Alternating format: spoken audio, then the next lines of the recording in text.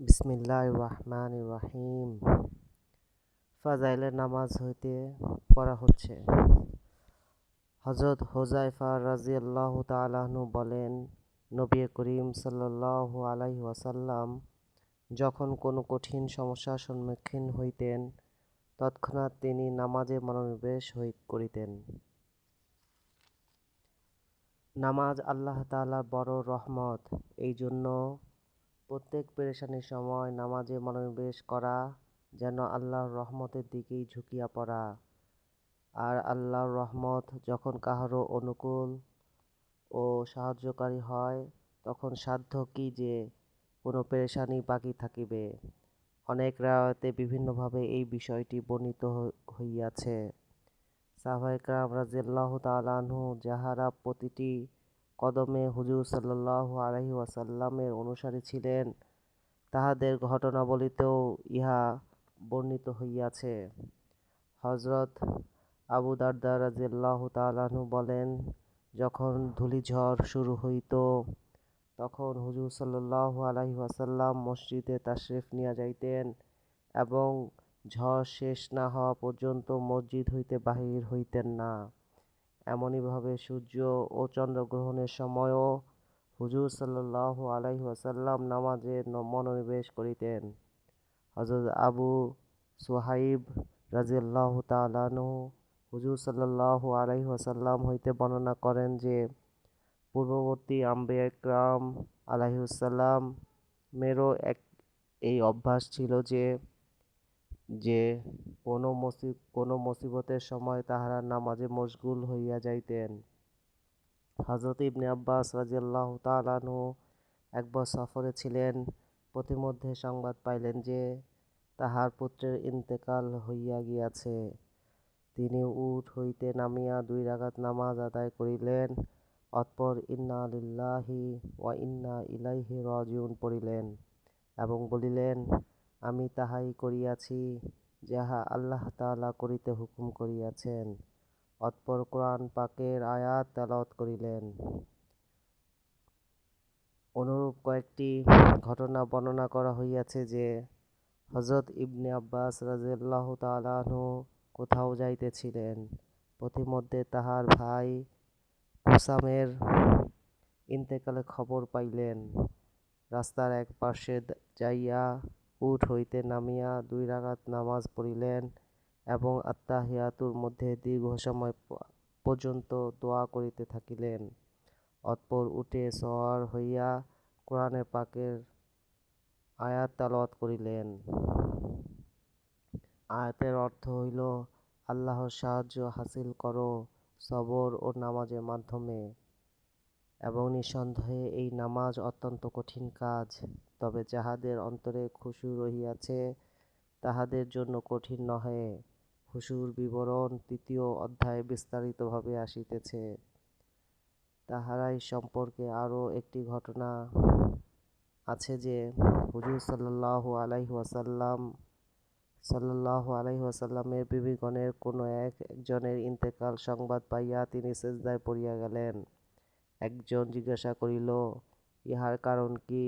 তিনি বলিলেন, হুজুর সাল্লাল্লাহু আলাইহি ওয়াসাল্লাম আমাদিগকে ইহাই বলিয়াছেন যে, যখন তোমরা কোনো দুর্ঘটনা দেখো, তখন সিজদায় অর্থাৎ নামাজে মশগুল হইয়া যাও।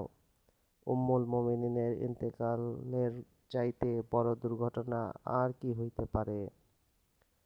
হযরত উবাদা রাযিয়াল্লাহু তাআলা আনহুর ইন্তেকালের সময় যখন নিকটবর্তী হইল, তখন তিনি উপস্থিত লোকদিগকে উদ্দেশ্য করিয়া বলিলেন, আমি তোমাদের সকলকে আমার মৃত্যুর পর কান্নাকাটি করিতে নিষেধ করিতেছি।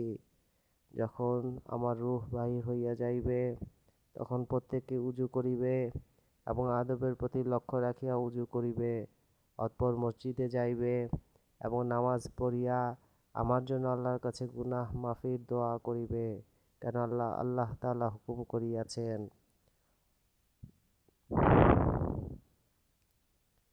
অতঃপর তোমরা আমাকে কবরের গর্তে পৌঁছিয়া দিবে। হযরত উম্মে কুলসুম রাযিয়াল্লাহু তাআলা আনহু এর স্বামী হযরত আব্দুর রহমান রাযিয়াল্লাহু তাআলা আনহু অসুস্থ ছিলেন। একবার তিনি এমনই বেহুশ হইয়া পড়িলেন যে সকলেই তাহার ইন্তেকাল হইয়া গিয়াছে বলিয়া সাব্যস্ত করিল। হযরত উম্মে কুলসুম রাদিয়াল্লাহু তাআলা আনহু উঠিলেন এবং নামাজের নিয়ত বাঁধিলেন। তিনি নামাজ হইতে ফারেগ হইলে হযরত আব্দুর রহমান রাদিয়াল্লাহু তাআলা আনহু হুঁশ ফিরিয়া পাইলেন। লোকদিগকে জিজ্ঞাসা করিলেন, আমার অবস্থা কি মৃত্যুর মতো হইয়া গিয়াছিল? লোকেরা আরজ করিল, হা। তিনি বলিলেন, দুইজন ফেরেশতা আমার নিকট আসিল এবং আমাকে বলিল, চলো, আহকামুল হাকিমিনের দরবারে তোমার ফয়সালা হইবে। এই কথা বলিয়া তাহারা আমাকে লইয়া যাইতে লাগিল। এমন সময় তৃতীয় একজন ফেরেশতা আসিল এবং সেই দুইজনকে বলিল, তোমরা চলিয়া যাও।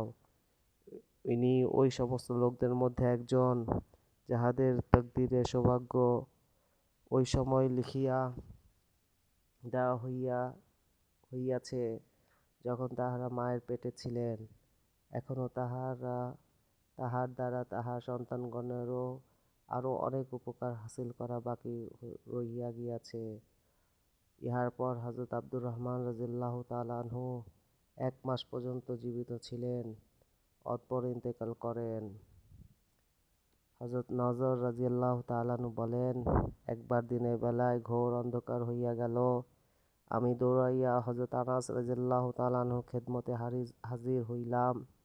তিনি জিজ্ঞাসা করিলেন, হুজুর সাল্লাল্লাহু আলাইহি ওয়াসাল্লামের জামানায় কখনো কি এইরূপ অবস্থা হইয়াছে?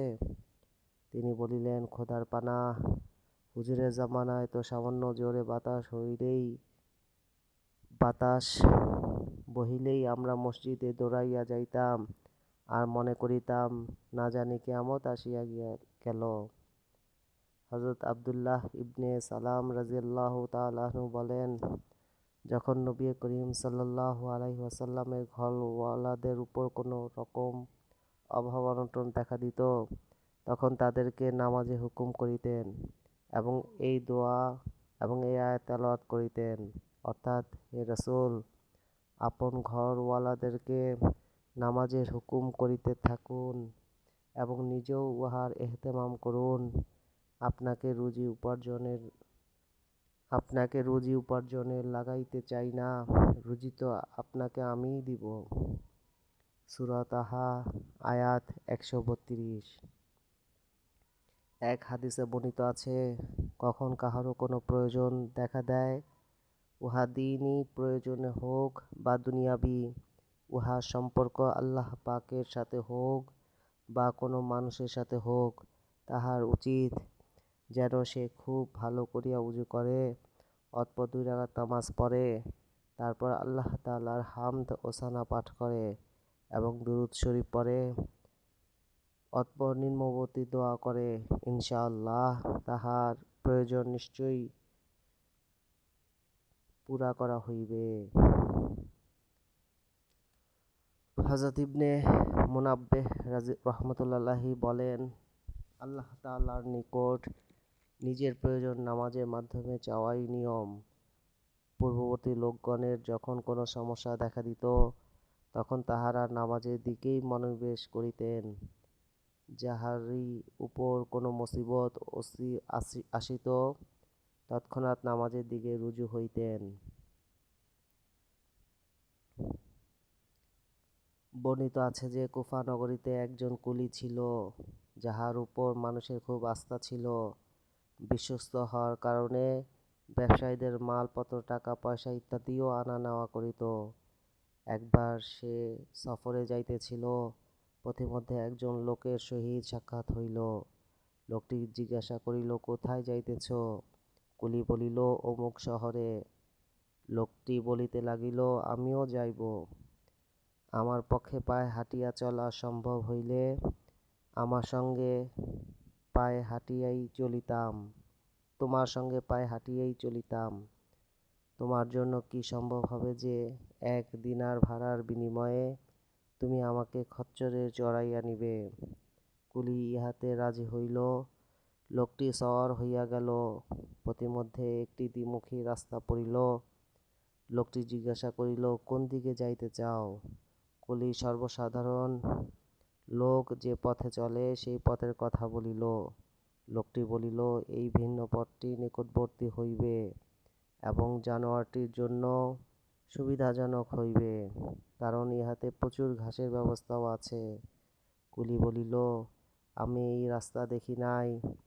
লোকটি বলিল, আমি বহুবার এই রাস্তা দিয়া চলিয়াছি। কুলি বলিল, আচ্ছা ঠিক আছে। তাহারা এই পথেই চলিতে লাগিল। কিছু দূর যাওয়ার পর রাস্তাটি একটি ভয়ানক জঙ্গলের মধ্যে শেষ হইয়া গেল এবং সেখানে অনেক লাশ পড়িয়াছিল। ওই ব্যক্তি সওয়ারি হইতে নামিয়া কোমর হইতে খঞ্জর বাহির করিয়া কুলিকে কতল করিতে উদ্যত হইল।